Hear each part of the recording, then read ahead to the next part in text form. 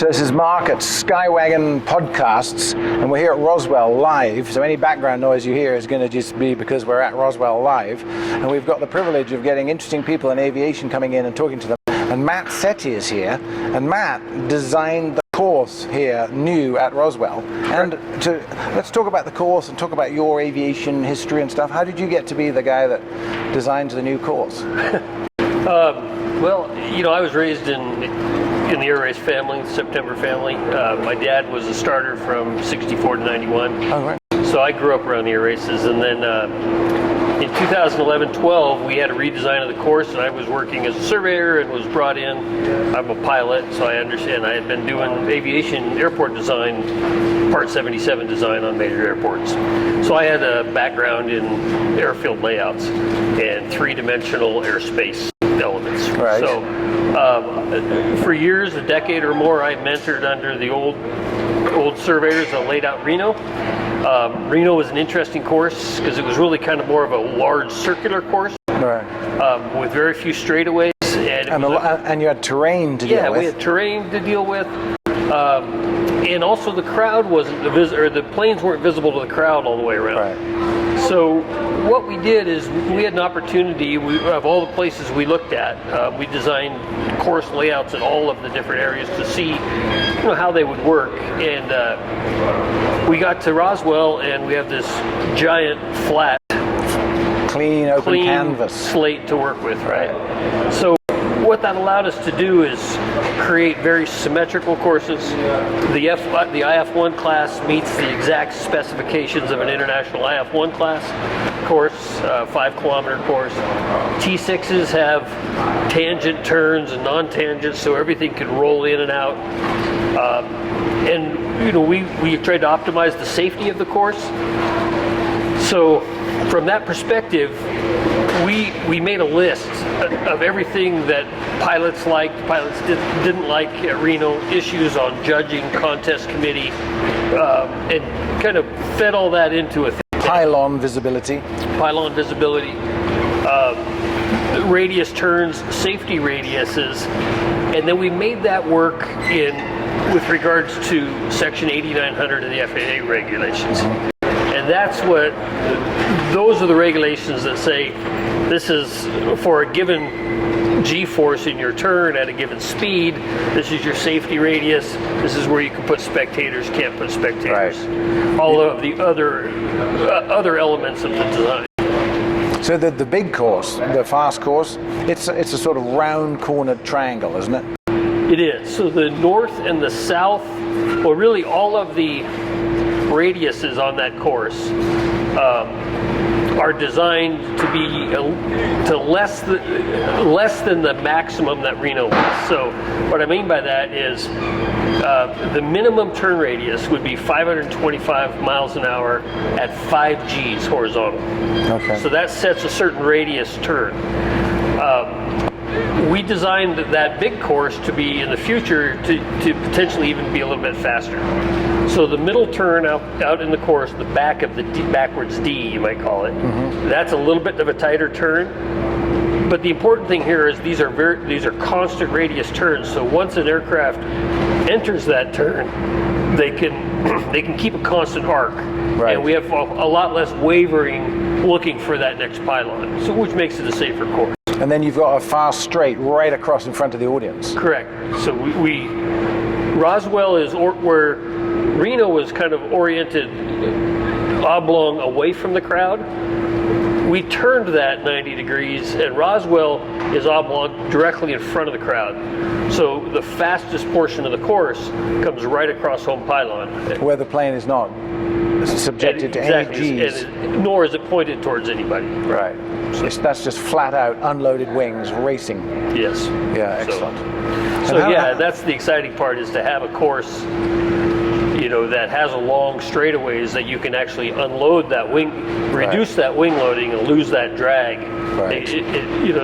Pilots will learn to fly it to the kind of best craft their ship, whatever. And you were saying to me earlier about you can actually get the course plot on a GPS and fly it somewhere else. You can get the geometry of it. Right. So I give all the race classes and the pilots all the electronic design material, and so they can really set. You could punch it into your ForeFlight and go fly it yourself somewhere if you want. And fly the course with no pylons using ForeFlight.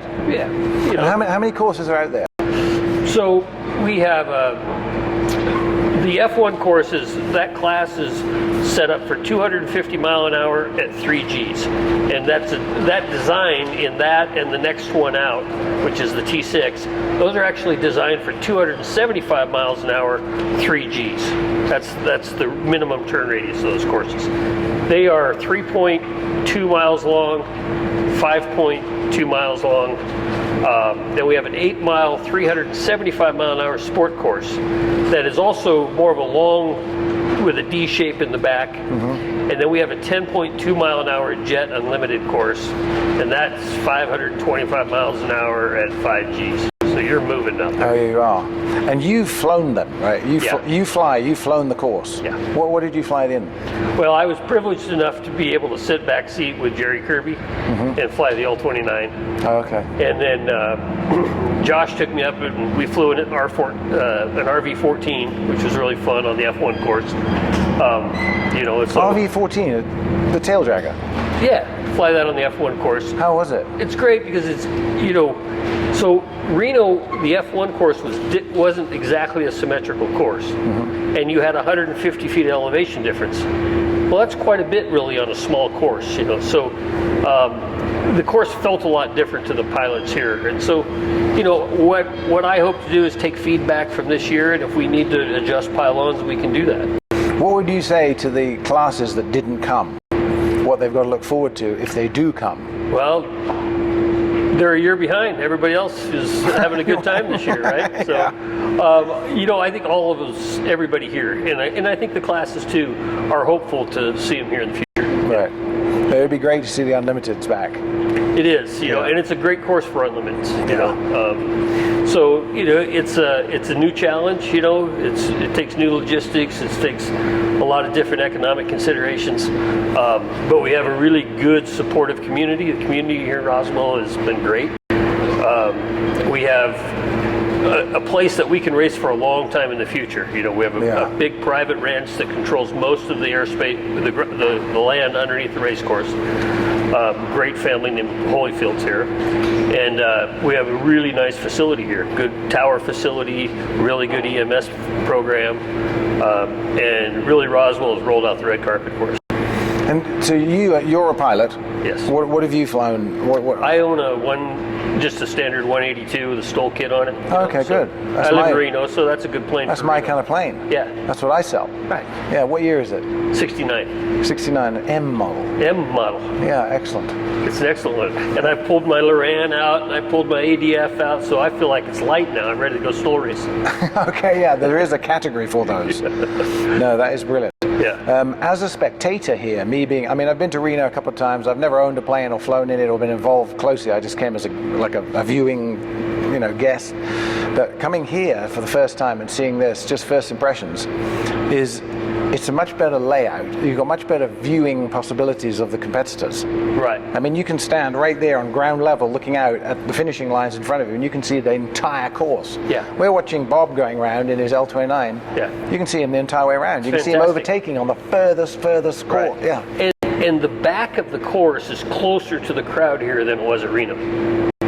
We got some hazy weather right now, the little dust in the air, and I think that affects the sight of the plane, but it's a great layout for that. We're on temporary grandstands this year, but you'll see the foundations are poured for the permanent grandstands. Oh. And they're a little taller. Okay. They have media boxes on the top, so that'll be a fantastic. I think it's like a 9,800 brand new grandstand. Today, what are we on, Thursday? And we are not even into the weekend yet. The attendance has actually been really good. It is, and so we've had this big debate because at Reno, remember Reno, we had 52 acres for the entire event. That include military static displays and all the hangars and the pits. Here we have over 100 acres. So Right. there's a bit of a perception. It's hard for us to judge how many people are here until we look at tickets. So even if with the Reno attendance, if you spread out the land, you'd look thinner, even if it was a Reno. Yeah, because we have a lot of area here, and the beauty is we had the B-29 Fifi come in. Cannon Air Force Base has sent down some AC-130s. I think we have F-16. Fifi is here. Fifi, yeah, B-29. B-29. Yeah. That's a real treat to be able to see. So. And there's even an American Airlines 767, I think it is. Yeah, they're local, and so they're kind of doing that. Roswell has a great A&P school here on the run, which is needed in our industry. Yeah. So STEM has got a great big setup here. We have big drone tents here for STEM. And what's STEM? STEM is the science and technology, engineering, and mechanics or whatever. Okay. So it's the educational program that they have with the university and the high school programs here, the Military Institute, which is New Mexico Military Institute's here, and then the university is right on campus, and so they've been very supportive to all of us. So our briefing rooms and all of that. The city, the county, and the FAA have all been totally behind you guys building this. Yeah. Really, yeah. And the university has opened a swimming pool. They have movie night every night showing movies, aviation movies.